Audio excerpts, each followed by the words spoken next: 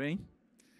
Vamos lá, vamos começar aqui nosso papo. A ideia é que nesse comecinho eu apresente um pouco dos dados dessa pesquisa para vocês.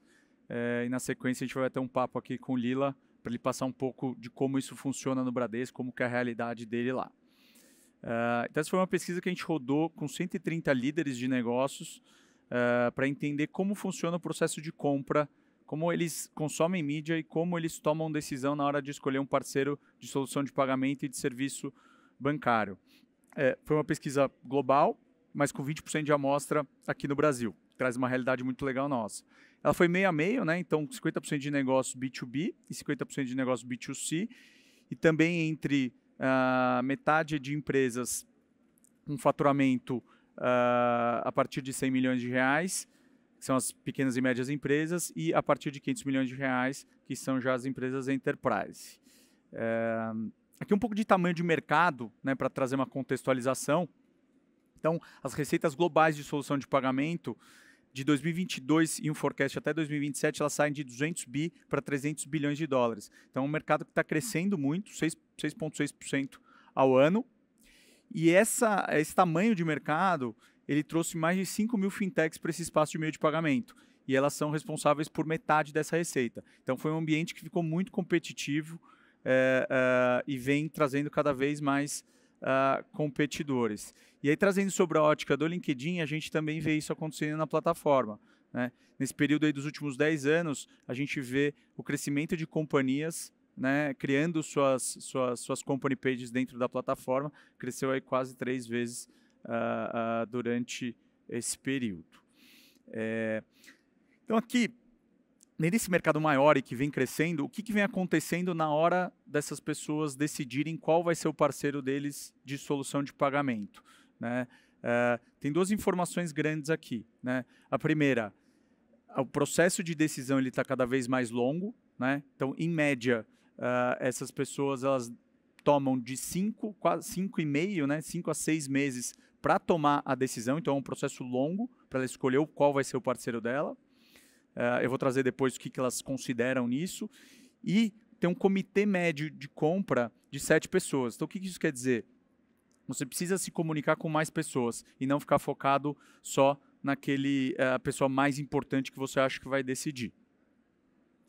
E quem são essas pessoas, né? Então, quem influencia a compra, né? A gente tem aí 80%, 81% dos executivos sêniors, né? Que normalmente é quem tem ali a palavra final, mas você também tem uma grande parte que é o pessoal de compras, pessoal de tecnologia, de estratégia, de operação e do financeiro. Ou seja, é uma decisão colegiada, né? Você tem a decisão final, mas você tem o cara que vai usar e ele vai opinar, que normalmente é o cara de tecnologia e o cara de estratégia.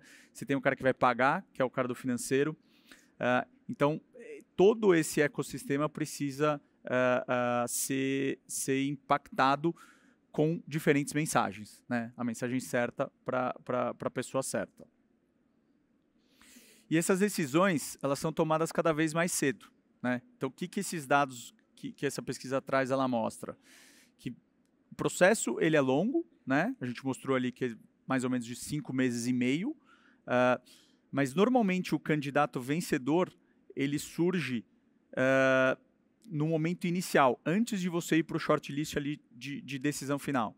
Então, 75% das pessoas e das vezes que esse processo de decisão foi tomado, esse parceiro foi escolhido logo antes, né? Então, só 25% das vezes esse processo foi decidido ali no final. Então, o que isso quer dizer? Você precisa começar a se comunicar com esse cara por cada vez mais tempo e cada vez com mais antecedência, porque a decisão ela é tomada muito antes de quando chega o processo final. E aqui é super importante, né, essas informações desse slide. O que essas pessoas querem, né? Então, a gente já entendeu ali mais ou menos quanto tempo ela demora para tomar a decisão, quantas pessoas você precisa impactar, quem são essas pessoas e o que elas querem, o que elas buscam, né? Então, tem vários features de tecnologia, utilização de AI, funcionalidades para moeda digital, tudo isso é esse feature técnico que muitas vezes você vai ter que falar com o cara de tecnologia. Porém, antes disso, tem 5 características mais importantes, que passam muito por confiabilidade, né? Então, uma coisa crucial, que você nem vai chegar no seu shortlist final, para tomar decisão é questão de segurança, de bom serviço para o cliente e de confiabilidade, né? E lá por último vem a facilidade de uso.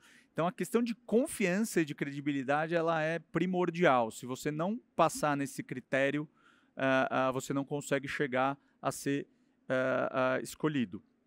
E outro dado muito legal que é 3/4 das pessoas confiam e elas dizem alguém como eu, né?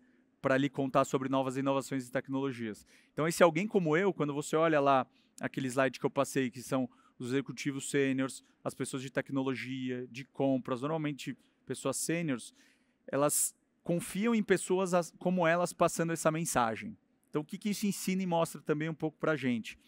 Que é importante você transformar os seus executivos em influenciadores, né? Em pessoas que vão te ajudar a passar a mensagem da sua marca e dos seus produtos, né? Então a gente tem alguns exemplos aqui de executivos que fazem muito bem isso e o LinkedIn acaba sendo um canal bem relevante para esse tipo de proposta. Então não adianta só a sua marca e dentro do LinkedIn a sua company page passar mensagem, mas sim você trazer pessoas como eu, né? Ou pessoas como aquelas que estão comprando o seu serviço para passar essa mensagem, né? E aqui 90% desses tomadores de decisão passam essa informação dentro dessa pesquisa, que dizem que respeitam e ganham a sua atenção na hora que você está ouvindo uma pessoa falar além de uma marca, né? A gente tem vários números do LinkedIn que mostram que as pessoas tendem também a confiar mais em CPFs do que CNPJs.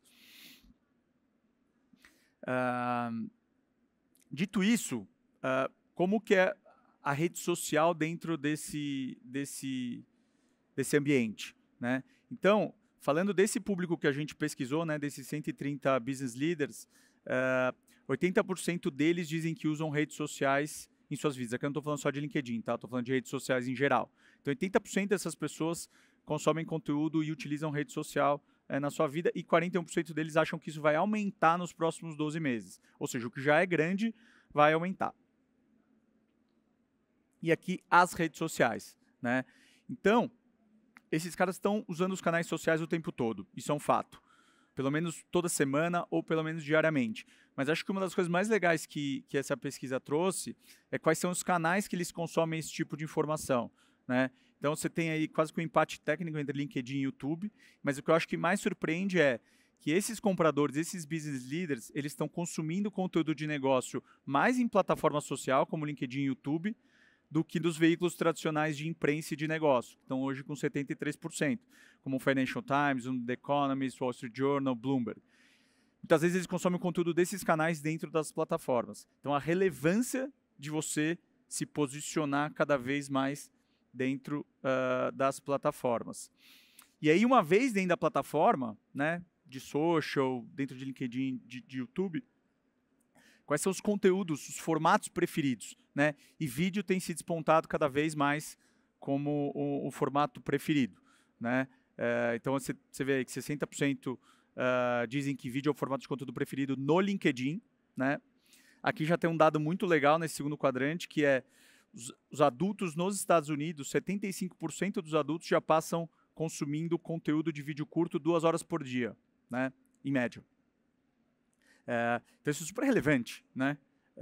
Você acha que é só a molecada que está ali no TikTok consumindo conteúdo de vídeo? Não, né? Os adultos já estão 2 horas por dia consumindo esse tipo de conteúdo. E as lideranças de marketing, depois o Lila vai contar aqui um pouco para a gente como é a realidade dele, mas quase 70% planejam aumentar o uso de vídeo nas suas campanhas de comunicação. Vocês podem ver pelo app de vocês do LinkedIn que a gente está cada vez também mais reforçando isso. Vídeo tem sido um formato que a gente está alavancando bastante.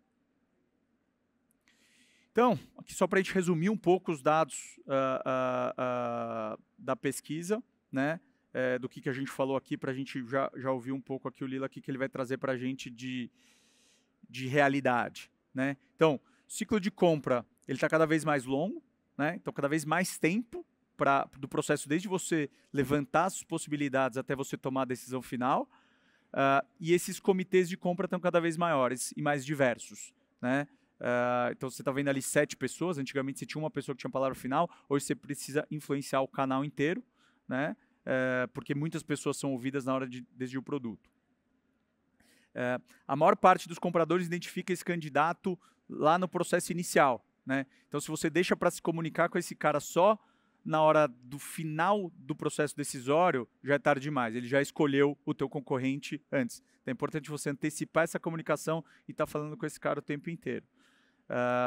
Reputação e confiança são mais importantes que features do produto, né? Então, só não estou falando que os features do produto não são importantes, mas a parte de confiança ela é vista antes, e se você não conseguir passar essa primeira parte, passar confiança para o seu interlocutor, dificilmente você vai chegar na qualidade técnica do teu produto, e ela vai acabar não valendo de nada. E por fim, como você pode usar as redes sociais e os formatos em vídeo para passar melhor a sua mensagem e orientar e influenciar esse público. Boa, era isso que eu tinha para passar para vocês aqui. Agora vou sentar aqui para bater um papo com o Lila, para ele contar um pouco a realidade dele lá no Bradesco. O Lila, que é o superintendente de comunicação e marketing, vou pegar minha colinha aqui. Lila, primeiro, obrigado aí por ter topado vir com a gente aqui, dar sua visão. E eu queria que você me contasse aqui o que eu falei aqui, se essa teoria, se isso que a gente trouxe de pesquisa, se isso faz sentido, como é a tua realidade lá no Bradesco, o que você tem feito por lá para dividir com a gente. Tá ótimo. Bom, primeiro, bom dia a todo mundo. Obrigado pela presença, obrigado pelo convite. Parabéns pelo estudo, acho que tem muito insight valioso ali. O estudo é sobre B2B, mas muitas das coisas que vocês trouxeram aqui, a gente também entende para outras plataformas de comunicação que a gente tem lá no banco, né? Até antes de focar no B2B, eu acho que vale dividir um pouco como que a gente pensa a comunicação de forma geral no Bradesco, né?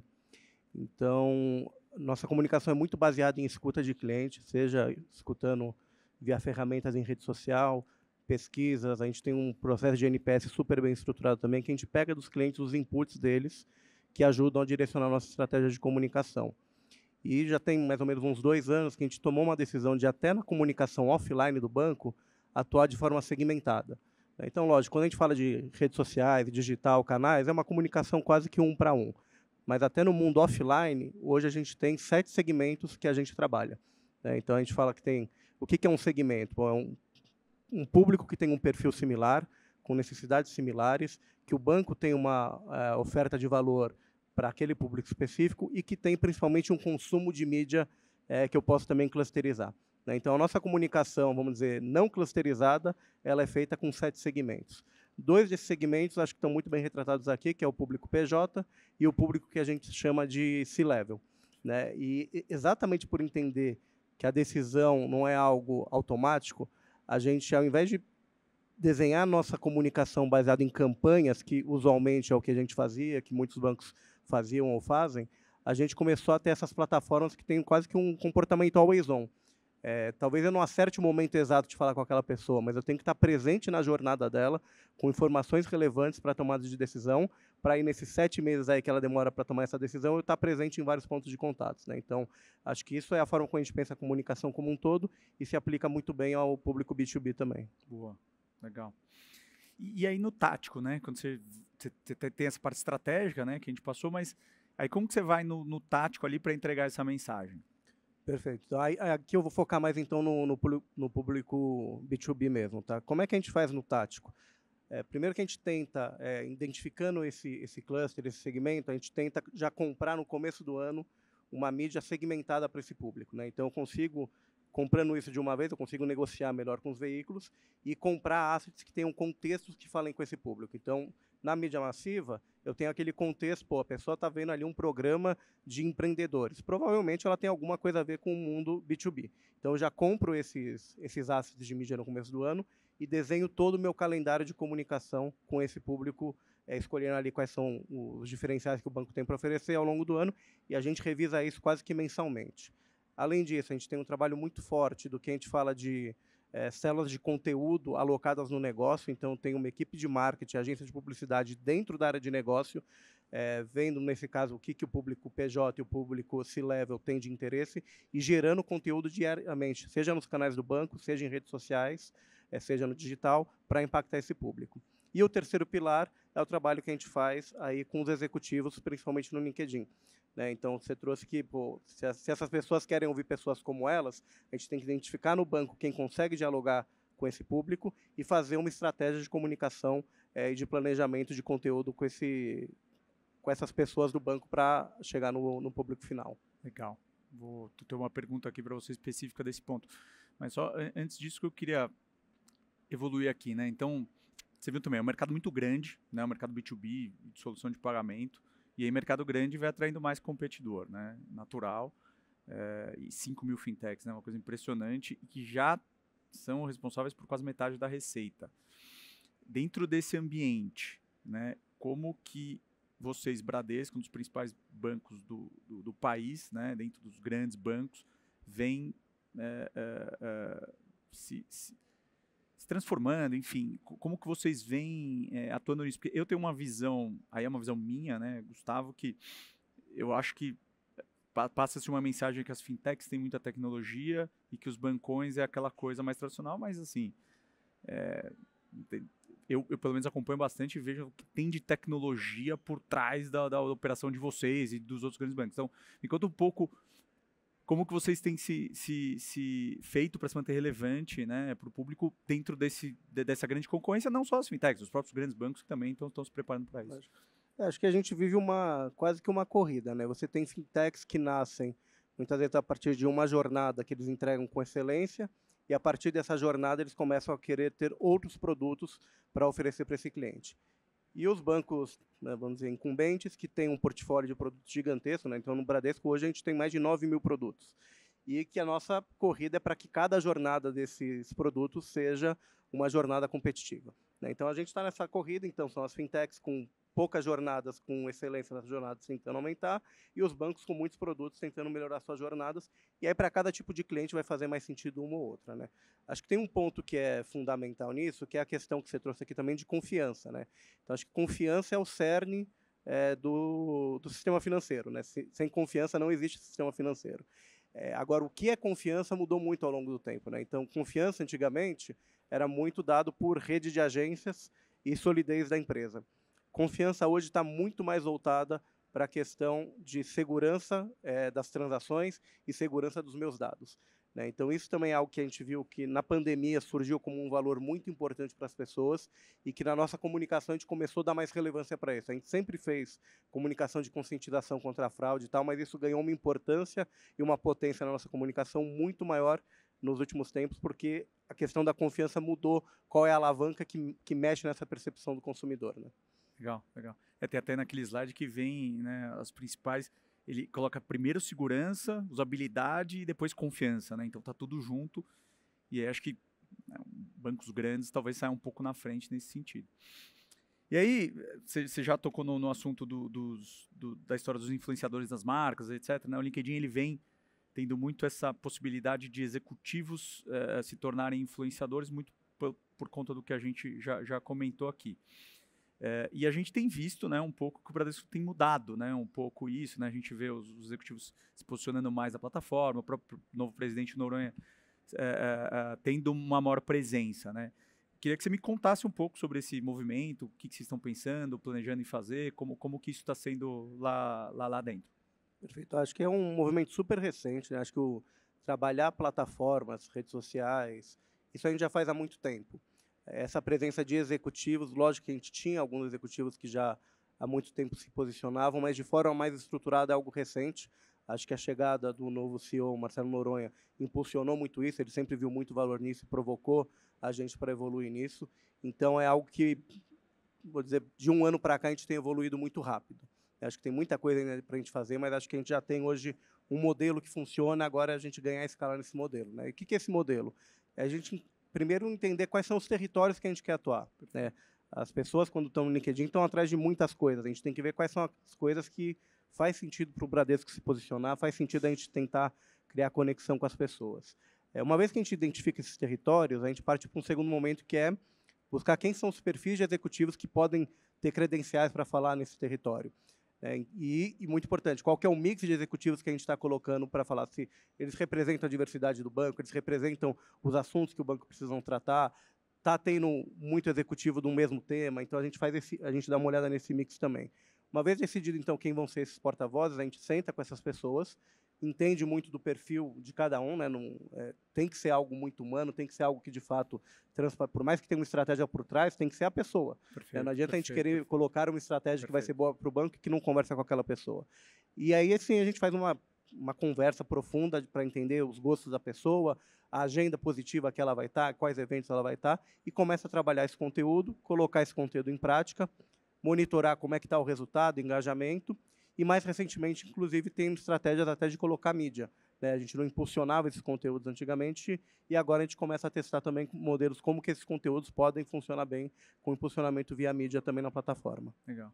Não, isso que você falou é super importante, assim, a autenticidade, né? A gente orienta muitos executivos de como eles se estarem se posicionando melhor na plataforma, e uma das principais orientações que a gente tem é que ele precisa ser autêntico, né? Ele precisa passar o que ele realmente é, porque uma vez que a audiência percebe que aquilo que ele está passando pode não ser o que ele realmente acredita ou que ele não é como pessoa, vai por água abaixo o principal pilar ali, que é confiança. E acho que também nesse ponto a gente não pode enxergar a plataforma só como um mural dos executivos. Tem que ter conversa, né?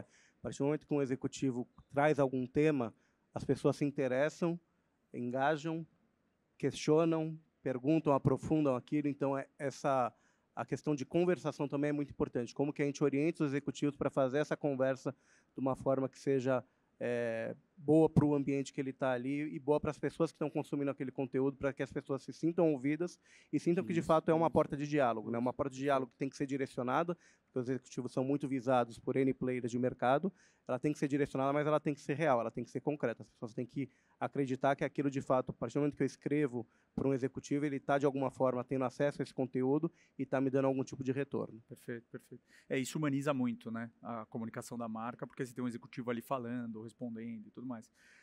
Acho que por fim aqui, Lila, e aí entrando um pouco, né, até nessa questão do diálogo, né, isso é uma coisa que a comunicação em rede social, ela permite muito, né, então não é só aquela coisa que você está na TV ou no rádio, que você coloca a tua mensagem e ela não volta, né, a rede social ela tem isso. E aí, você viu, né, esse target, ele tá, 80% dele tá consumindo conteúdo em rede social, mais de 2 horas por dia consumindo conteúdo em vídeo, então assim, é algo que é muito, muito relevante. E ele se baseia, inclusive, nesse tipo de informação para tomar decisão. Eu queria que você me contasse dentro disso como que é a comunicação do Bradesco voltada para a rede social. Acho que é um ambiente super complexo, né? Porque, na essência, é um ambiente de conversa, de interação, cada rede tem sua particularidade. Para uma marca do tamanho do Bradesco, você tem que ter escala também nas comunicações, então o pilar de mídia é muito importante. Saber como trabalhar os ingredientes de respeitar, talvez, a linguagem de um criador de conteúdo, uma estratégia de mídia e a audiência que vai estar recebendo, de fato, é muito complexo. Né? Então, a gente vem evoluindo muito isso no Bradesco. A gente tem, então, especialistas em cada uma das redes, em cada uma das plataformas, que atuam quase que de forma matricial com o time de mídia e com o time de gestão de produto para gerar conteúdos para as redes. Né? Isso da forma mais institucional. Para os negócios, a gente tem esse modelo que é de células autônomas alocadas dentro do negócio, que entendem ali a necessidade do negócio, tem uma proximidade com as necessidades do cliente e que aí criam muitos conteúdos, lógico que em menor escala, e não é a marca Bradesco falando por uma grande massa, mas é algo que naquela conversa faz sentido, criam muito conteúdo informativo. Né? Então, a gente faz muito cobertura de evento, faz muito cobertura de matérias que saem na mídia e a gente reverbera nas redes sociais, a gente traz muita informação, estudos. Então, para cada um desses públicos, a gente tem essa estratégia também de criar conteúdos dentro de células autônomas, dentro da área de negócio. Né? Legal. Boa. Acho que é isso. Estamos no nosso tempo ali na mosca, ó, 45 segundos. Lila, queria te agradecer pela presença, por ter topado vir aqui com a gente dar sua visão sobre a ótica do setor financeiro, dar mais vida para os dados teóricos que a gente trouxe em pesquisa. E espero que quem assistiu a gente aí, tomou essa meia horinha aqui, tenha curtido o nosso papo, tá bom? Obrigado, gente. Valeu. Valeu, gente. Obrigado.